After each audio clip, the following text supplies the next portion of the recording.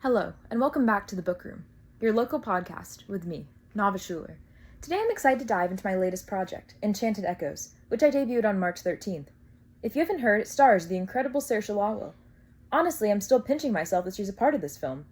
The full movie will be out this fall, but trust me, it's going to be worth the wait. Now let's get into a question I've been asked a lot. How does Enchanted Echoes use and challenge the conventions of the fantasy genre? Fantasy films usually follow certain conventions. Magical settings, elaborate costumes, and whimsical props to make the world feel immersive. In Enchanted Echoes, we've definitely embraced that. The setting is an unknown land with our protagonist stepping through an enchanted tree. Hanging from the tree are things like styrofoam balls, colorful light bulbs, and tinsel, adding to the whimsical feel. Her dress, matching makeup and curly hair all establish her innocence and curiosity, reinforcing that fantasy vibe. But here's where we challenge those conventions. You'll notice a mundane detail, a dog toy on a tipped chair. This wasn't planned. We were filming with a 3-month-old puppy who had more energy than we could keep up with. His run isn't angelic or magical, just pure puppy excitement. I think that adds a grounded, real element to a world that's otherwise whimsical, blurring the lines between fantasy and reality. And this brings us to representation. Our protagonist, played by Saoirse, represents younger girls eager for adventure. Like the puppy chasing after her, she's driven by a sense of curiosity, ready to explore the unknown. These themes of escapism and discovery are central to the story, and I think they resonate deeply, especially within young audiences who dream of breaking free and stepping into something bigger, just like our main character. Now let's talk about how Enchanted Echoes engages with our audience and how I envision it being distributed. From the start, Enchanted Echoes, the title itself, paired with a nice old Renaissance font, draws attention. It's intriguing and makes people curious, setting the tone for something unique.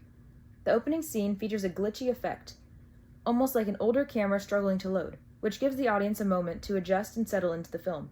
That, combined with the audio starting after the visuals, gives the audience a chance to process and ease into the world. Visually, the scene is full of little details, from the colored light bulbs to the tinsel in the trees, all of which encourage viewers to keep looking, sparking curiosity. The variety of camera angles helps give the scene a fresh perspective, keeping it dynamic and engaging. Then there's the scene with the dog chasing the girl.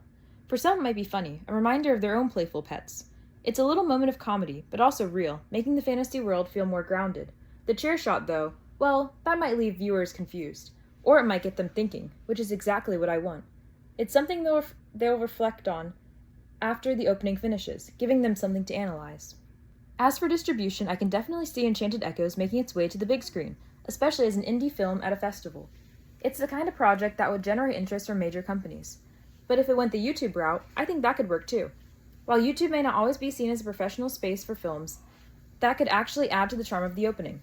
Fantasy doesn't need to conform to a specific format, and the YouTube platform might give the film a more artsy, creative edge, which would resonate with the kind of viewers I'm hoping to reach. Ultimately, I just want the right audience to find it.